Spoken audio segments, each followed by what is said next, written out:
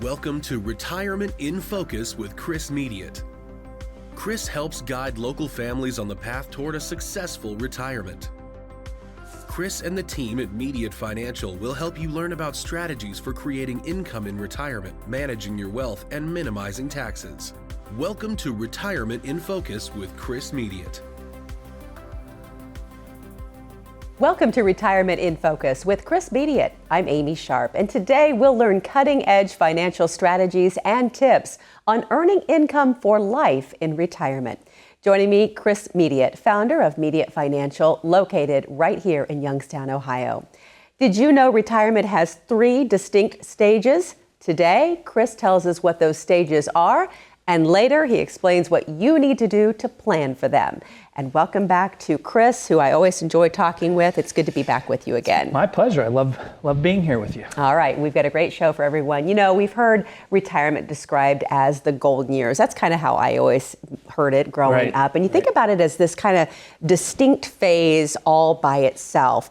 After you leave the workforce, this is retirement. Correct. Yeah, you're right. But you say there's kind of a different way to look at this. Yeah, there is, because we try to break this down into 3 stages. And many people have heard me talk about this. Okay, we got your go-go, we got your slow go, and then I always like to call this we won't go. It's not that we can't, we just choose not to. And you got to plan for each of those stages as part of your overall retirement plan. Okay, I like these different, how we break this down into sections, and we're going to go through each one of these. Sure. So let's start at the very beginning, because this sounds like a pretty fun time during retirement. The go-go name, years. I was going to say, I like this. Yeah, absolutely. Kind of a song there somewhere too, I'm sure, or a group. Yeah, there is. Okay, all right. So take us through the go-go years and what that includes. Yeah, so, you know, I like to use just in these ages, just so we say, I'm just using this as a rule of thumb, right? Some of us retire early, but we like to say 65 to 75. Those are our prime years. We're feeling healthy, you know, we're good, we're able to move around. This is where it's fresh, it's new,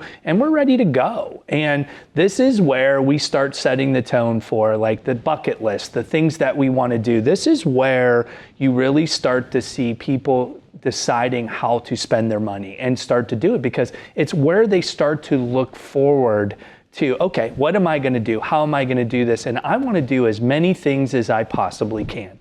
And I think that's right now where you see that. This is where we have a tendency to spend a little bit more money. But this is also the phase where this is where people start to also get nervous, is like, wait, I'm spending and spending and spending. Am I going to still have enough money left over to last me for the rest of my life? I have a client, I love them. They came in, and one of their main goals, and this is why we call this go-go, and they said, look, we have it all mapped out. And I love that. I love somebody that can write this out, has a plan, right? And says, this is exactly what I want to do. And that's what I want. I want people to dream big. You know, I want them to know what they want to do in life. And so let's fit that in. So if it's our go-go, and that's what they said, they wanted to RV across the entire United States. So they wanted to go and hit all of the national parks. Oh, great. And fantastic. So one of their questions were, how do I plan for that? So if I know that this is going to cost me more money, I got to buy an RV. I've got to go ahead, you know, there's gas, there's, you know, all this stuff. And so how do we plan for that? And so again, when you're doing this properly and you know it and you're doing it part of your income plan, that's what it was. We went ahead and built that out for them so that they were able to do it. And guess what? That's what they're doing. They are traveling to all the national parks in their own RV. I like that. Yes. And I like a person with a plan and with a goal, and then they make it happen for themselves. They did. And keep in mind, we still showed them how the money was going to last for their lifetime. So we had to answer all those questions. Okay. So we're going to go to our next phase. And I think you said this one last time, maybe around age 75. Yeah. And then things start to slow down a little bit. You're just kind of, I've gone there, I've done that. Yep. I maybe am not feeling as great as I used to. And now we're in the slow go. You know, this is where, you know, our spending sort of starts to come down, right? Because we're doing more at the beginning. But spending doesn't stop. Healthcare starts to creep up. We start noticing we're spending more on healthcare. So just because we're not doing the fun things that we did earlier for those first so many years in the go-go's, we have to come to recognize that there's still going to always be a cost, an expense. And healthcare is one of the biggest ones. So, you know, people that don't do this right might think, hey, I'm going to blow all my money for the first 10 years. But guess what? That runs into a problem because they think, I'm never going to spend that much money, and they do. This is the stage where you still start to realize you're gonna, even though your go-go goes down, you're still gonna be spending, and you need to plan for it. Yeah, I think about, the person that comes in and says, I'm gonna keep going. I've got these go-go years. Yes. They're gonna just keep going. I'm Right. never gonna slow down. Right. And then all of a sudden, They do, it happens. all important points. And, you start to think about healthcare and Right. getting to those slow go years. And then you think about long-term care, which of course, we hear about these numbers with healthcare, what we're spending, an average couple spends over $300,000. Yeah, Fidelity came out with this $315,000 of out-of-pocket costs. And that's without long-term care, Chris. That's right. So healthcare has to be, Amy, I cannot reiterate this to everybody, healthcare has to be built into your plan.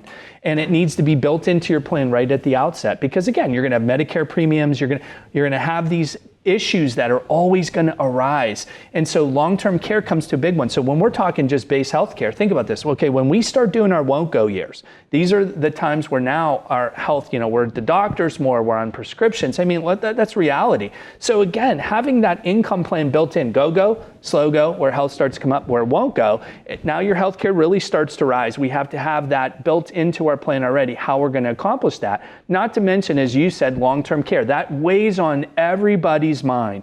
So the question is, how are you addressing long-term care? Are we self-insuring? Are we going to become destitute and let the government take care of us, right? Or are we going to insure for it? And that has to be built in properly, because again, that's a question that arises. How am I going to cover long-term care, especially if I want to keep a legacy and I don't want to spend all my assets? How am I going to do it? And that needs to be addressed in a proper income plan right at the get-go. Okay, we're off to a great start. Much more to cover on this very topic. Important to address those risks associated with each specific phase as well. Up next, the third and final stage of retirement. Chris tells us more about that and how to prepare for it. And later in Retirement Clear View, Chris explains how your spending habits can change in retirement. It might just put a smile on your face. Stay tuned.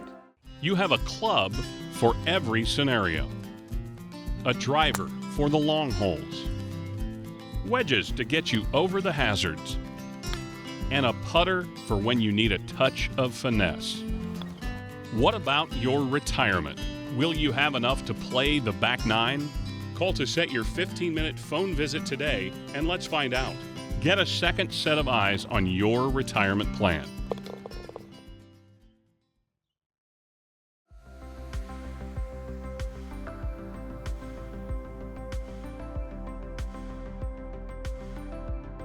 We're so pleased you're joining us here on Retirement in Focus. We're here once again with Chris Mediate. And Chris, earlier you shared with us what you call the 3 phases of retirement. I think I had said, gosh, we always hear of it as the golden years, just kind of one segment. Yep. But we're breaking it down, and we talked about the go-go years, the slow-go years, where you're starting maybe not do as much and maybe not feeling as well, so you're just kind of staying home more. This next one is tough, and a lot of people just don't want to talk about it. They don't want to think about it. You're right. Because we call this one the no-go years. Yeah, or won't go, right? Won't go. So, and there's so many, how do I want to say it? So many things you need and want to think about. And this is where you get this out in the open as we start to age. We start to realize, okay, what risks do I have? What am I not paying attention to? Because remember, the big focus initially is your income, paid, we go. And now all of a sudden, by this phase, we start to change the way we feel, right? We're just not doing anything. Now we might be looking at protecting. We might be looking at how can I pass this money on? How can I keep my legacy intact? And this is where it becomes really important to be ahead of this, right? This is where estate planning becomes a really big deal. Beneficiaries updates, how are my plans structured, and is my beneficiaries, am I doing that? Because, this is where we might start losing a loved one. We might start losing somebody and never go back in and change those beneficiaries. And that becomes a problem. What if we're divorced and we don't change it and we end up passing away and it ends up going to our spouse, our ex-spouse that we don't want? So this is where you're starting to do a lot of cleanup now, right? We're starting to pay closer attention, and that's where estate planning, legacies, beneficiaries, and that's where you want to spend a lot of time focusing on it and making sure that you have all those ducks in a row, because again, this becomes peace of mind. These are one of the things that continue to weigh on your mind. Don't you want to continue to check the boxes and say, you know what, I've addressed that. And we want to be able to use this time to make sure that we're not putting our family through undue stress. And this is where you can start organizing and doing things much better. Yeah, you mentioned, just you have that estate plan set, your will, whatever it may be, and maybe you did that 20, 30 years ago. Correct. So you're kind of talking about buttoning that up, making sure that all the I's are dotted and the T's are crossed. I mean, things have changed. Your life has changed. how many times has your life changed over 20 years, right? Several. I know, and me as well. And so think about that. Somebody, in your 90s, things are completely different than they were. And that's where, our estate planning documents, living wills, we talk about durable powers of attorney for financial and medical. Medical has changed. So these are those opportunities now at this phase to be paying attention closer and getting that done when you can and when you are thinking about it. That's why I always say you want to check that box. Talking about the different phases of retirement, we've got to the no-go or the won't-go phase, and this creates a lot of different risk. You've addressed a couple of them here already, but what other risk are we facing during this phase of retirement? So your insurances, we talked a lot at the beginning here about long-term care. I think that's a risk to everybody's money and not addressing how you want to pass it. How is my IRA plan? So has my tax plan in place, which is another risk. People say, what do you mean? And I'm like, well, if we are single now, right, or we are a widow or widower, and our kids are going to be due to inherit our money, okay? And if we're fortunate enough to be able to have done that, this is where now those laws have changed dramatically. Again, we talk about over 20 or 30 years ago, over the last 2 or 3 years, the way that you inherit money, especially from a qualified plan such as an IRA or 401k, okay, pre-taxed, is now different for that children or that beneficiary that's going to inherit that money, because now they got to pull that money out over 10 years.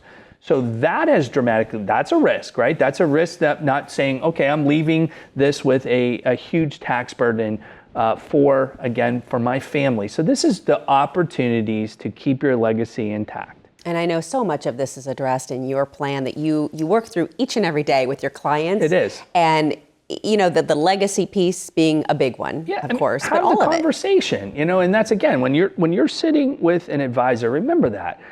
Are they asking enough questions, right? Because this is at the end of the day, this is about you. You'll hear me say it's personal, it's personal, it's personal. And it's true. It's about you. So you should be having those conversations. It should be part of a well thought out financial plan so that you could say, I know that is being addressed. I know how someone's going to inherit money. I know how my kids are going to be taken care of. I know how I'm going to pay for my health care. I know how I'm going to pay for long-term care costs if it arises. I have created a well thought out, comprehensive financial plan that should be able to take care of that. Yeah, and it's such a great feeling. And we've talked about confidence so many times on this show. Boy, what a great feeling to know that you've taken care of not only yourself throughout every phase of retirement, but also your loved ones. And because, again, we'll pivot back to that comment, confidence, and we go, right? We go slow go, won't go. So when we break it down in the phases and we say, look, I've got an income plan that is rock solid. It's going to allow me to enjoy go-go. It's going to allow me to pass into the phase where I might slow down, but my healthcare costs are going up. So I know, hey, look, I've already addressed this. And then as I go into my won't go, I already know that all of those things, because one of the first documentation, what's your estate plan, right? What do you want to do? And again, it's asking the questions that are built around you. What is it that I want? And that should come out right at the beginning. Your plan should be able to handle that. And if it's written out, guess what? You know that, okay, as my life changes and if something were to happen, I know exactly what's going to happen. That's confidence, Amy. Feels great. All right. Thank you so much, Chris. Important insights as always. And straight ahead, Chris explains how your spending habits might change in retirement. That's next in this week's Retirement Clear View. And still to come, Chris answers some of your big questions. Stay with us. Everybody needs a plan. If Carol's ever going to retire, she needs a plan. So does Bob. Jim and Susan, they need a plan. And Puddles over there, yeah, he's going to need a plan too. You? Yeah, you probably need a plan. Whoever you are, whatever you do, you can use a plan for retirement. We can help.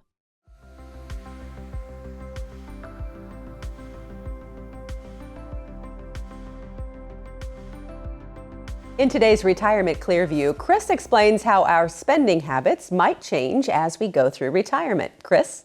Thanks, Amy. Now let's talk this week's Retirement Clearview. Let's talk about spending.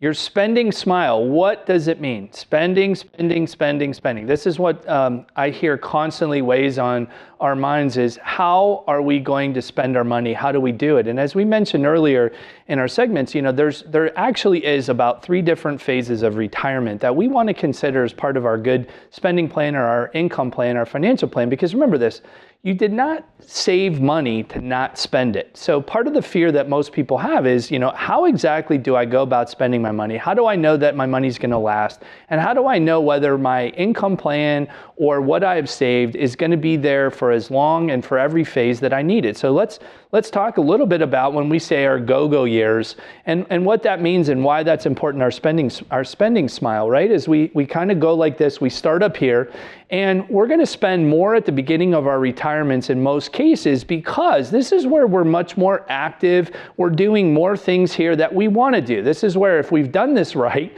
and we've planned out what we want, again, to live a life, right? This is important to have had this mapped out because, again, part of why you've saved your money is so that you get to enjoy yourselves. You get to live those dreams. You get to spend stuff that you want to spend your money on, okay? But we have to define it. And that's why at the beginning, when we call this your go-go years, and might be where, you're traveling, you've thought out, you want to travel to Europe, you want to do that European cruise, you want to travel maybe once a month or twice a year.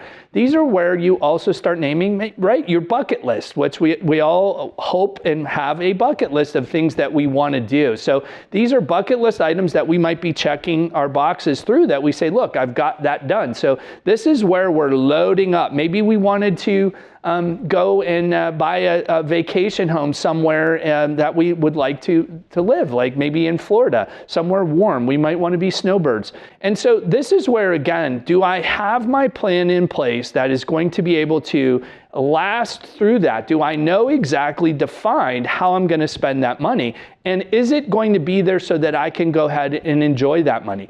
And that all comes back to, again, dictating this, knowing your number, knowing your lifestyle, and knowing what you want. Part of my job is to be able to help people determine, you tell me what you want, I'll tell you whether or not you can do it. But we want to define it. And so you want to make sure very solidly that your income plan, your retirement plan that we talked about, have it written out so that you know during that first phase, the go-go years, you're going to get to enjoy what it is that you want to do. So as we start our smile down, okay, this is where, and we say our slow go years, this is where our spending starts to dip on maybe the fun things. We aren't doing so much now. We've really kind of did the things while we were healthy. This is where we may start to notice that we slow down. But what does start to creep up on us a little bit more is we might have some health care, some health concerns. So even though, again, remember that we might not be spending as much money that we did in our go-go years, we might still be spending money because we don't want to make sure that we exhaust all our money at the very beginning. And that's part of a problem where somebody might say, hey, I'm going to spend more, so I'm not going to live long enough. I'm not going to have, I'm going to basically go through my money. And that's not a real good attitude you want to do because you have to realize, even though you might spend more at the beginning, make sure your plan accounts for it. As you slow down, you might start to notice that it's dipping, but you're still going to spend money. You're still going to start having extra health care costs that you might not have thought of that was going to happen. And then last, as your smile goes back up here, right? So remember, your smile going like this, spending goes back up again in later years. And somebody says, wait a minute, what do you mean? Why would I want to be concerned with why my spending would go up in later years? It's simply because, again, remember, as we get older, and this is a reality of it, our health care becomes greater and greater. We have more needs. We might be on more prescriptions. We might have greater times that we're going to the doctors. And so we want to make sure that a well-established income plan is going to be there for our future. So remember, when we are planning for the go-go's and the slow goes, we want to make sure that our money is going to last, because if we do this right, it's going to count through all phases, because now we throw into, when we talk legacies, the number one question I get as people start going through retirements, because it becomes top of consciousness, is what happens if I have a long-term care event? Or what happens if I have to go in that facility? I've done a lot of research, I've been reading, I've been seeing things on TV, and I know it's gonna cost me a lot of money. So if it's at the top of your mind, make sure that you are addressing how you're going to handle something like long-term care. Where do I want the care? Do I want it at home? Do I want to go into maybe just an assisted living facility where I want to do this on my terms? But again, that's all part of it because our thinking does start to change. So just because we're not going, we're still spending, and that is going to increase. So you want a sound financial plan. More importantly, a sound income plan that is going to address all three of those phases so that, again, you can check the box and say, look, I know my financial income plan is going to cover if my healthcare expenses go up. If I have a long-term care situation, I know exactly how to tell my family and how it's going to be on my terms. It's going to be decided right away. So again, want to have that in tune at the very beginning, having those conversations of your income plan. So that's today, and I hope that helped you. This is Retirement Clear View. So back to you, Amy. Still to come, we'll hear directly from you in our Q&A section. Stay with us. Our generation has always believed that a hard day's work is its own reward. So, for some of us, it's hard to turn off that work switch come retirement. But imagine what can happen when that work switch becomes a life switch. Then you realize that every day in retirement is its own reward. We can help you flip the switch to make work days become life days.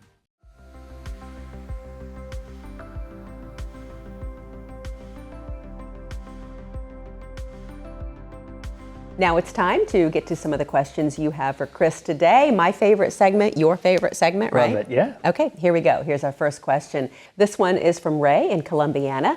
My dad made me the beneficiary of his IRA. I'm not sure how to handle the tax situation when I inherit the account.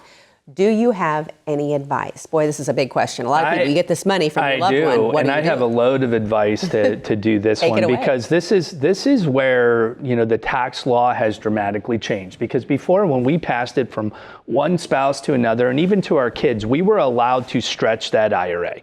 And because we were allowed to do it, most people did the exact same thing. They were like, I'm not really going to worry about this. I'd have to take it out based on now my life expectancy. So if I'm non-spousal, inherited that. So that's such a great question because today, this has a lot to do with thinking how that inheritance fits into your overall retirement plan. So it sounds cliche, but let's be realistic here. What are our choices today? So I can choose to cash that out. And let's keep in mind, you've inherited it. So the question is, you know, how much is it? And that if you do take out that pre-tax IRA now, that is going to be added entirely to your income in the year of which you distribute it. So question being is, do I want to do that? Do I know how much tax that's going to cost me? Because the last thing you want to do, Amy, is get tax surprised, and then you have done something else with the money, and then you owe Uncle Sam a rather large tax bill. So those are one of your choices. The second one would be, we'd have 5 years to do absolutely nothing. So in most places where custodians that are holding that money, okay, you have the opportunity to say, I don't really know what to do with it. I'm going to leave it there. But those custodians are going to say, look, we have to have this gone by 5 years. You're not required to take any money out of that at that point. Or last, how you do this now is you have 10 years to which you have to distribute the entire thing. So most people have a tendency to do what? If I know it's taxable, I'm probably going to say, well, I'm going to do nothing. I'm going to take what is required for me to take out as small as I can, and then I'll wait for the 10 years to go ahead and distribute it, because why not? I'm going to be paying tax now. Here's the problem. We forget it's still a pre-taxed account. Depending on how you invest that money, if that grows, I'm paying more and more tax upon that distribution when I go to pull it out. So you're not only going to be taxed on what you inherit, you're going to be taxed on the growth in that account. Now I'm paying more and more tax. Remember, this is at your tax rate.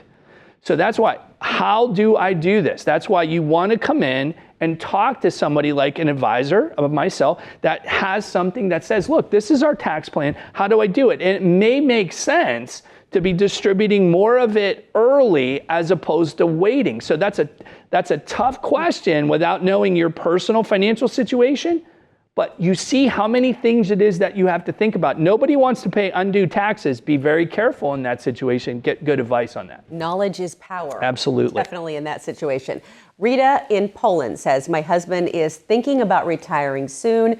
Should he take the lump sum option or the pension? We are not big risk takers with our money, but we want it to last as long as we do. What is your advice? Here's another one where lump sum or let it Rita. stretch. Yeah, so this is, in my practice today, and those of us that have been around knowing what's been going on in our area, this has been a common question. And most people will have the instance of saying, when I look at that lump sum amount, okay, Rita, I look at it and all of a sudden now I'm faced with a very big decision of something that I wasn't aware of. Before it was an income, right? That was it. I retired at a certain age and now all of a sudden this is the money that's going to be given to me, okay? Where it becomes a problem now is all of a sudden you're faced with this lump sum that you've never seen before. Now that decision becomes really big because, oh my gosh, all of a sudden now I could take this money and it would be mine. And the problem that I would have to come back with Rita to say is, how does the pension fit in your overall financial plan? What are the risks or what are the goals of which is going to, that you're worrying about? And what I mean by that is, if you're concerned about outliving your money, you need to make sure if you take the lump sum, that this is something that is going to guarantee it. Because if I put it in the stock market, and I'm not saying you would, but if you do, is there any guarantees in the stock market? That's a big problem. So you got to make sure you're comparing it apples to apples if we're forced to take that pension. And you want to make sure, again, is that pension, somebody will say to me, I want to leave that to my kids. Okay. Now I have this money I could leave to my kids. But again, you have to make sure that pension amount that you're getting is still going to accomplish your goals. And if one of your goals, Rita, is guaranteed income, you better make sure that you're doing an apples to apples comparison to make sure you're still getting what you want out of that pension. Chris, thank you so much. Great insight as always. And if you have a question, you can visit the website. We might use one of your questions on a future show. And don't hesitate to act on the information you've heard today. It never hurts to call, even if it's for a second opinion. Don't wait. Call now. For Chris Mediate and the team at Mediate Financial, I'm Amy Sharp. Have a great day, everyone, and we'll see you right back here next week.